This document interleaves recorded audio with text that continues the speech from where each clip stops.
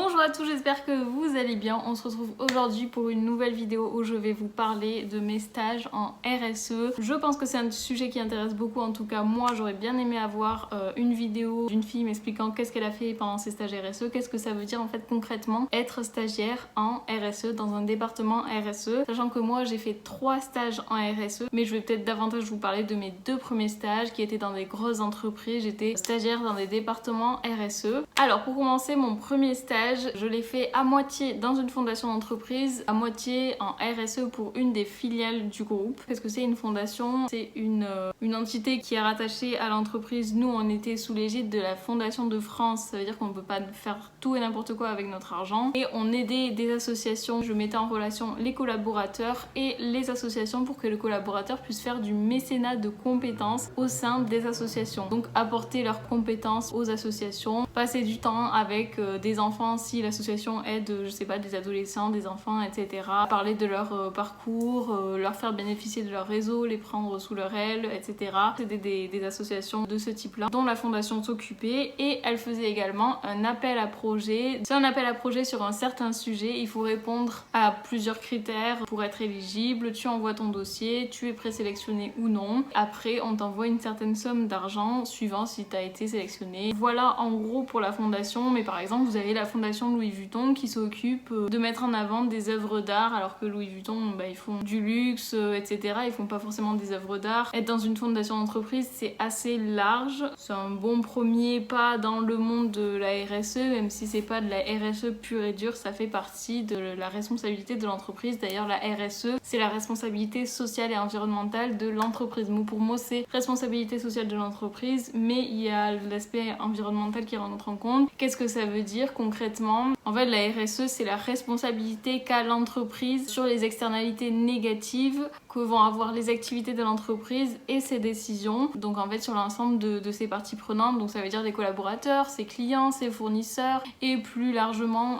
des pouvoirs publics, des associations, des ONG. Si t'es une entreprise qui pollue les eaux, Sea Shepherd par exemple, ça va faire partie de tes parties prenantes. C'est pas une partie prenante directe, mais tu vas avoir des externalités négatives, c'est-à-dire des impacts négatifs sur l'eau. Donc ce genre d'association rentre dans tes parties prenantes. Du coup, pendant ce premier stage, ce que j'ai également fait, c'est que j'ai travaillé sur le rapport RSE. Toutes les entreprises en France ne sont pas éligibles au rapport RSE. Je crois qu'il faut plus de 500 salariés, quelque chose comme ça. D'ailleurs, si vous voulez vous renseigner sur la RSE, je vous conseille vraiment de participer au MOOC proposé par l'ESSEC sur Coursera qui s'appelle Rapport extra-financier et stratégie RSE, quelque chose comme ça. Ce MOOC, il est vraiment génial, il est très clair, tu comprends les réglementations, etc. Tu comprends quelles sont les étapes d'une démarche RSE, tu as des retours d'entreprises, de responsables RSE, de directeurs, directrices RSE, donc foncez, enfin vraiment, si vous vous apprêtez à chercher un stage dans la RSE, c'est vraiment un plus. En plus, c'est gratuit. Ça m'a vraiment aidé à avoir une vision beaucoup plus claire sur la RSE, prendre du recul sur tout ça. Bref, revenons à nos moutons. Donc dans ma première entreprise, j'ai travaillé sur le rapport RSE, c'est-à-dire que je compilais toutes les actions responsables de l'entreprise. C'était une entreprise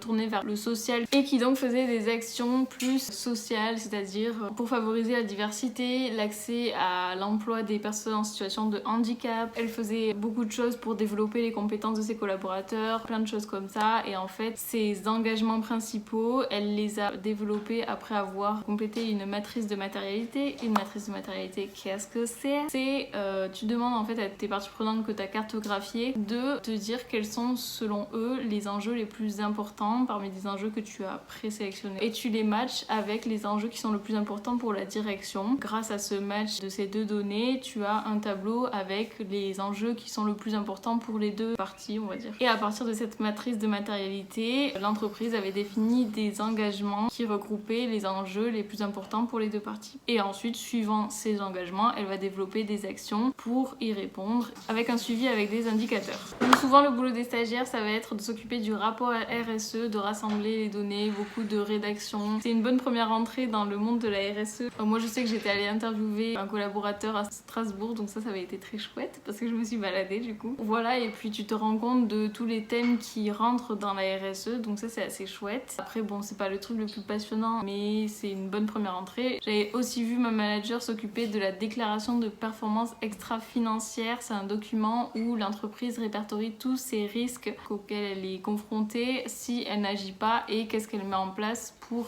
prévenir les risques. Donc par exemple, si vous avez beaucoup de commerciaux qui font beaucoup de routes, ça va être des risques au niveau de la conduite, de la fatigue, enfin voilà, des trucs comme ça quoi. Et pendant mon deuxième stage, je m'étais occupée d'une certification ainsi que du bilan carbone. Alors une certification, c'est un ensemble de critères auxquels tu vas devoir répondre. Ensuite, tu vas être évalué par une évaluation ou par un audit et tu vas avoir une certaine note qui va faire que tu vas avoir la certification ou non. Là, j'ai vraiment adoré parce que tu suis en fait les équipes de l'entreprise dans laquelle tu es pour mettre en place cette certification. Tu mets en place des process, tu fais des formations et après tu répertories, tu rassembles aussi tous les documents qui vont te permettre de prouver que tu réponds aux critères. Donc ça c'est assez chouette parce que tu crées une green team. Enfin moi j'étais tombée sur une super green team. Ce que j'avais fait aussi pendant ce stage, c'était travailler sur le bilan carbone de l'entreprise. Donc le bilan carbone, qu'est-ce que c'est? C'est un bilan de toutes tes émissions carbone de l'entreprise. Donc il y a 3 scopes de bilan carbone. Les 2 premiers scopes, ça va être tes émissions directes et le scope 3, ça va être tes émissions indirectes, celles de tes fournisseurs. Il y a des voyages d'affaires. Donc ça va englober beaucoup plus de choses et moi j'avais travaillé sur le bilan carbone scope 3 de mon entreprise. Donc c'était un boulot assez conséquent. Ensuite, dans cette entreprise également et dans l'autre aussi et dans mon actuelle entreprise aussi, je m'occupais de la communication interne de l'entreprise. Par exemple, ça va être sensibiliser les autres collaborateurs sur Slack, sur un réseau social interne à l'entreprise. Moi, j'avais parlé par exemple des feux en Australie, des feux en Amazonie, des feux au gaz. Ok, c'était pas drôle.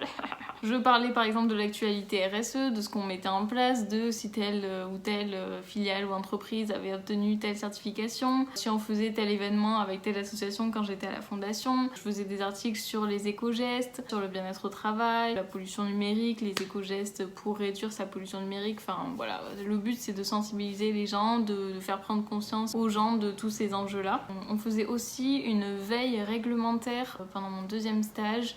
Mais là, c'était pas que sur les sujets environnementaux, c'était sujets juridiques.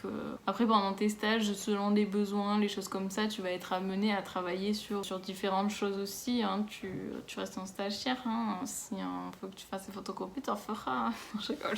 Aussi, pendant mon deuxième stage, ma manager avait été appelée à développer un événement green. Donc voilà, faire en sorte que la nourriture soit plus végétarienne, avec des produits locaux de saison, que les goodies soient le plus éco-responsables possible. Des choses comme ça. Et dans mon stage actuel, je me suis formée pour être animatrice fresque du climat et j'aimerais bien proposer ça autant à ma famille que aux collaborateurs de mon entreprise. J'aimerais aussi mettre en place le calcul du bilan carbone de l'entreprise, mais aussi des collaborateurs. Je pense que le plus important en tant que stagiaire, ce qu'on peut faire, c'est sensibiliser, c'est apporter de la connaissance, faire prendre en compte à quel point c'est la merde en gros, leur rôle à jouer là-dedans. Et le plus important également, c'est que la démarche, elle vienne d'en haut, elle vienne de la direction. Parce que si la direction ne suit pas et si ça vient d'en bas, c'est beaucoup plus dur d'avoir un impact, que les gens vous suivent et qu'il y ait un vrai changement. Après, chaque stage RSE est différent, chaque entreprise est différent. Par exemple, moi j'ai pas fait de stage en boîte de conseil, mais là dans ce genre de stage, je pense que vous proposez des formations à des entreprises, vous proposez de les accompagner pour qu'elles soient plus RSE, vous leur proposez de construire leur raison d'être, enfin voilà, je pense que ça va être des choses comme ça. Et également, le but de toute fonction RSE, c'est qu'elle n'existe pas, qu'elle n'ait plus lieu d'être, parce que voilà, le but c'est que tout le monde est bien imprégné tous ces sujets, tous ces enjeux, l'entreprise dans ses offres, que l'entreprise ait amené ses fournisseurs à être plus RSE, enfin voilà, le but in fine c'est ça. Mais comme on n'est pas là de tout, on a encore du boulot sur la planche. Donc en tout cas, si vous vous dirigez vers ces sujets-là, sachez qu'il y a du boulot. Les petits bémols d'être en stage RSE, des fois on peut être un peu éloigné du terrain. Ça peut peut-être manquer de concret. Par exemple, moi dans mon premier stage, c'était moins concret que mon deuxième stage où j'ai mis des vraies choses en place entre guillemets. Puis bon, même le premier, j'ai essayé de faire une journée sans gobelet en plastique et puis à partir de ce moment-là, il y a une collaboratrice qui a arrêté de me dire bonjour. La maturité! Donc voilà, vous vous confronterez souvent à des personnes réticentes, à des personnes qui n'ont pas envie de modifier leurs habitudes. Je pense que c'est un rôle où il faut être assez pédagogue, très patient, même si clairement on n'a plus le temps.